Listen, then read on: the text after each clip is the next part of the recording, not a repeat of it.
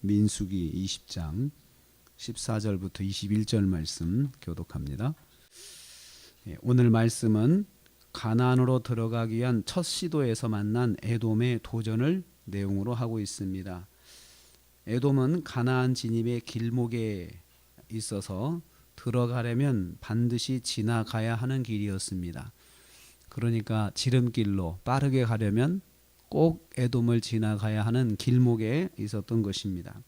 그래서 모세가 에돔 왕에게 사신을 보냅니다. 14절 말씀에 모세는 에돔 왕에 사신을 보내서 간청합니다. 이스라엘의 형제 이스라엘의 말에 이렇게 말을 합니다.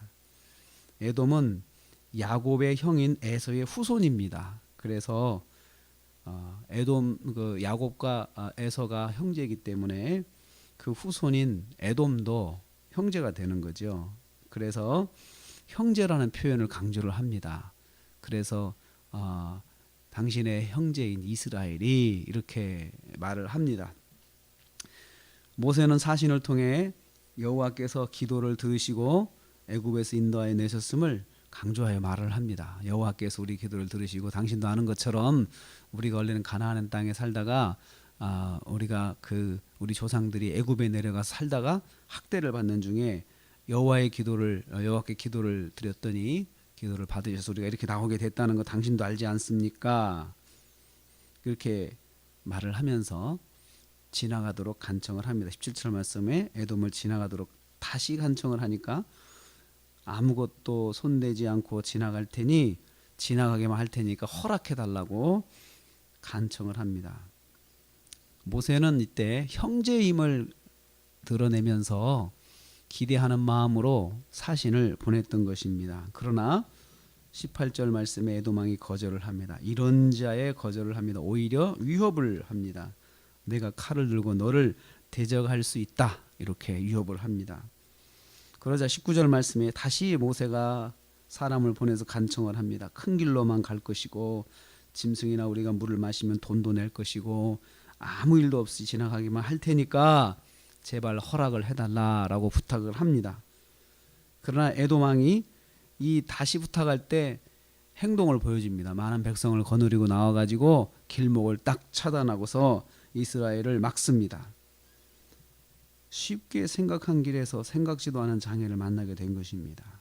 가나안의 진입의 첫걸음에서부터 이제 장애가 생겼는데 형제국으로부터 거절을 당하고 오히려 강한 도전을 받게 된 것입니다. 그래서 21절 말씀에 이스라엘은 돌아가는 길을 선택하게 됩니다. 우회로로 돌아가는 거죠. 먼 길을 택해서 가는 거죠. 그래서 모세와 이스라엘은 많은 실망을 하였을 것입니다. 결국 에돔의 방해로 형제국인 에돔의 방해로 생각지도 않은 방해로 돌아가는 먼 길을 택할 수밖에 없었습니다. 눈앞에 가나안을 두고 먼 길로 돌아가는 길을 택하게 됐는데 여기에 대해서 하나님께서는 침묵하십니다. 아무 말씀 안 하시고 그냥 가만히 보고만 계십니다. 하나님의 인도하심 있는 길인데도 불구하고 방해가 있어서 어려움을 겪게 되었습니다. 아주 쉬운 길에서 생각지도 않은 방해와 어려움을 만나게 된 것입니다. 일이 잘 안 풀린 거죠. 쉽게 생각한 길에서 일이 풀리지 않습니다. 지금까지 40년 동안 38년 동안 광야 생활을 하고 이제 막 마무리를 해야 될 때인데 이게 안 되는 겁니다. 그럴 때도 있습니다. 이럴 때는 하나님의 뜻이 있음을 알아야 됩니다. 이럴 때는 하나님의 뜻이 무엇인지 한번 물어봐야 됩니다. 생각해 봐야 됩니다. 어떻든 간에 이스라엘 백성들은 쉬운 길에서 뜻하지 않은 도전을 만나고 그리고 뜻을 이루지 못하고 돌아가는 먼 길로 돌아가게 되는 그러한 일을 만나게 된 것입니다. 생각지도 않은 일을 거기에는 반드시 하나님의 뜻이 있습니다. 우리는 계속 읽어보면 하나님의 뜻을 알게 됩니다. 우리가 한 주간을 또 시작합니다.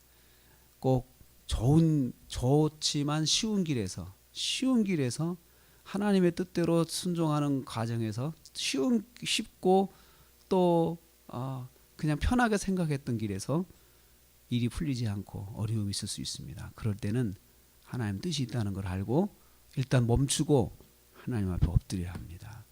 그래서 이번 한 주간도 우리가 순종하며 살다가 혹시 그런 일이 있다면 하나님의 뜻이 무엇인지 한번 무릎 꿇고 엎드려서 구하는 그런 시간이 되어서 또 승리하는 한 주간 되시기를 주님의 이름으로 축복합니다.